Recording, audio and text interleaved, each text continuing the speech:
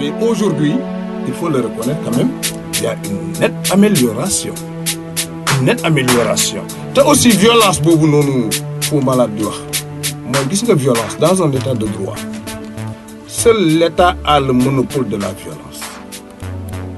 Les forces de l'ordre, nous avons règle la loi de répondre à la violence par la violence. Sinon, vous nous reconnaissez à des citoyens la possibilité de recourir à la violence pour faire face à la violence, on ne serait plus dans un État. Je suis d'accord. Mais l'État quand même, il y a un moyen de pression, il y a un qui utilise la violence verbale. La violence n'est pas que physique. La violence, elle peut être verbale, comme vos textes. Donc, déranger le pouvoir, vous les bousculez. Et parfois, je dis qu'effectivement, et le président Wade, je vous dis, il écoute. Il écoute. Et parfois, il réagit de la manière voulue par les populations. Ça, c'est quelqu'un aussi, il faut le reconnaître ici. Il est à l'écoute de la population. Sinon, un mouvement, ça pouvait aller au-delà même du niveau bimiemon. Yes, donc, ce n'est pas un président têtu, ce n'est pas quelqu'un qui n'est pas... Merci. Ouais, mais vous faites que l'État a le droit de répondre à la violence par la violence. D'où pouvoir abuser si. Là, le peuple est fipou. Parce que même mousse, beaucoup de gens qui beaucoup sonal, bu yagé day fipu quoi. Tout à fait. C'est-à-dire il faut apprendre li ñuy wax mom moy ñu tek ko ci respect. Benen affaire bi ci top moy vous dites tout à l'heure que le président écoute les Sénégalais. Ah oui. Mais écouter les Sénégalais et les entendre c'est différent. Dafa wuté mun nga ubbi sa nopp di déglu mu dugg fi jaar fi. Et que en fait bo nekké président deuk da nga am responsabilité. ci benn dëkk da nga am responsabilité par rapport ak ni dëkk bi di doxé et que l'État dafa am obligation wu assurer la sécurité des populations par rapport à l'alimentation sécurité ci bépp boor bu ñuy ñëw ci en fait way ñi taal dëkk bi ñi dinañ génn ñi duñu génn ñooñu noonu ñuy jox 2000 c'est parce que les populations ont été ci loolu lañ leen formaté ci en fait yow jox nañ la 2500 wa gagne jëlal 2500 et même bo gëmul business bi mom moy valeur yu ñu perte éthique dignité morale té pouvoir dañu am responsabilité aussi di tek ça veut dire di suuxat askan wi valeur yoyu par exemple bo démé ci école yi tay il n'y a plus de leçons d'éducation civique ou éducation morale parce que à l'école dañu ron jangal ni que en fait buma jangé ba ñew dama warna raxas samay loxo que en fait buma gissé mag buy jéggitali wa mais lolu yépp amatul même dans les écoles il n'y a plus de drapeau national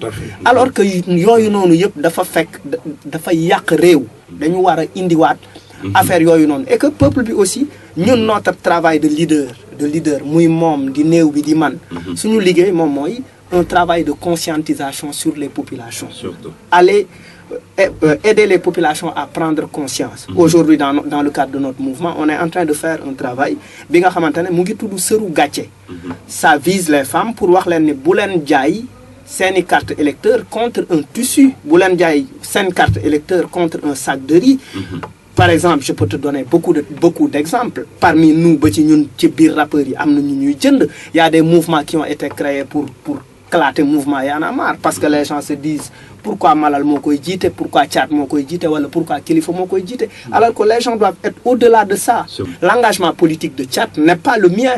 Li muy wax dans ces textes, ce qu'il dit dans ces textes depuis des années, defuma ko moi je chante Fou Malade, je chante Cukunam Cukul et ça ne dit pas que j'aime pas le pays. Mais artiste bu nek ak fi ngay choisir. Li néew bi di wax en termes politiques, je ne le dis pas. Mais il occupe beaucoup l'antenne pour etc. Ça se dégage nettement que je suis dans le milieu du hip-hop. Mais je comprends, c'est les affinités qui se manifestent. Parce que kon jotul Sénégalais yi da nga nañu xoolaat seen bopp. ñoom seen mouvement ñu ne le nouveau type de Sénégalais. yaraat Sénégalais yi dafa mel ni la ñu wax. Voilà. beneen Sénégalais bu bees. yow monsieur Sène en tant que politique loolu naka nga ko gis. Voilà, j'ai détaché la politique de l'homme. Parce que gis nga nit mu ngi mel ni ñuy njàng du jox nit jukko mbala mu xañ ko jukko. njàng jukko bu mu la fekk nga yor ko booba ngay wëy da koy développer. bu la fekkee nga jub day gën a développer sa jub bu la fekkee nga dëng tamit da ngay utiliser xam-xam booba. ci njub dëngate googu nga dëng c'est-à-dire que politique aussi bu fekkee dañ lay yar d'une certaine manière quel que soit parti boo munti ne am na loo xam ne kenn mënu la ko def loo su fekkee da nga dëgg mais nag quand même dafa am loo xam ni mënuma ko passer sous silence parce que Malal je vous ai dit tout à l'heure que le président Abdoulaye il est à l'écoute nga ni être à l'écoute et entendre ça fait deux mais boo xoolee aujourd'hui amatul manifestation relative justement aux coupures de courant. Actuellement, il y a une nette amélioration. Quand ça ne va pas, toucher le doigt et dites que ça ne va pas. Mais vous faites qu'il y a une amélioration. Touchez le doigt et dites que c'est l'eau aussi mal. Sinon, la critique risque d'être quand même très très orientée. Moi, je pense que c'est ça quoi. Comme par exemple, l'élection. C'est ça quoi. Bon, voilà, pour le nouveau type sénégalais. Le nouveau type sénégalais. Moi.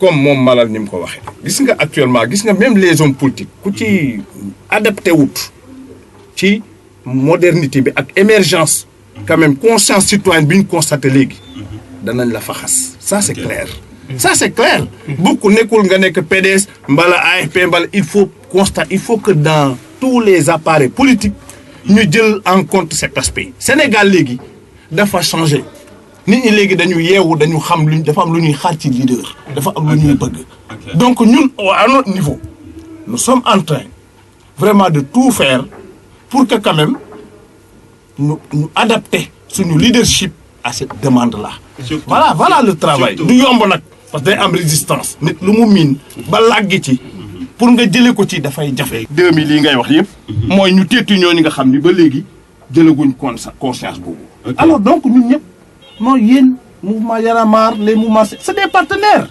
Malal par rapport ak NTS bi également parce que sànq ne ngeen peuple bi la pour wane que ni le mal est profond ndax du metti également tamit pour sénégalais yooyu nga conscientiser leen par rapport ak seen citoyenneté. Oui, mais je veux dire que c'est un processus. Mais je veux dire que c'est un processus.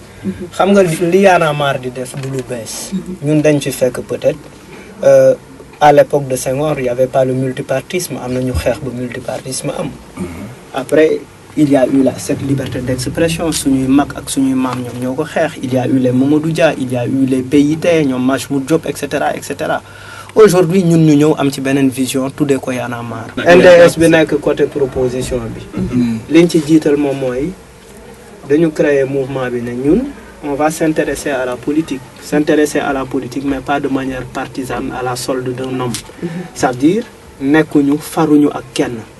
Dañuy am suñu autonomie de pensée ak autonomie d'action. D'abord, nga am sañ-sañu wax sa xalaat. Sañ-sañu wax sa xalaat dafa am importance. Mais nit ñi dañuy nekk ci parti wala nekk ci benn affaire, lu ki ñu jiital wax, ñu ne lépp lool la. Y a pas de critique, y a rien. Alors que tu peux être avec Abdoulaye Wade et puis dire par exemple, sur le ticket présidentiel, je ne suis pas d'accord. Ce n'est pas parce que Abdoulaye Wade dit que sur le ticket présidentiel, 25% le bëgg mu jàll parce que être élu avec 25% du yoon.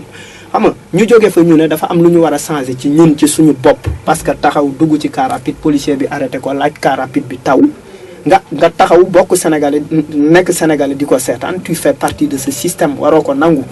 am dugg ci car rapide di ko surchargé wala di génne di saw ci mbedd c'est pas normal am na yi nga xamante ne waruñu ci xaar état dañ ko war a xool ci suñu bopp xam ni aussi quand même ñu ñëw fekk la jox la 2500 jënd sa carte électeur même si tu dis que nax nga gars yi sa bopp nga ndax parce que on a acheté ton dignité on a acheté ton âme et l'âme on la vend au diable faut que sénégalais yi respectent seen bopp jiital ci ay valeurs tout ça c'est important et que ñu xam ni dañu war a jël suñu carte dem voter ji xam ni ay citoyens lañ dañu war a respecter peuple bi respecter suñu bopp.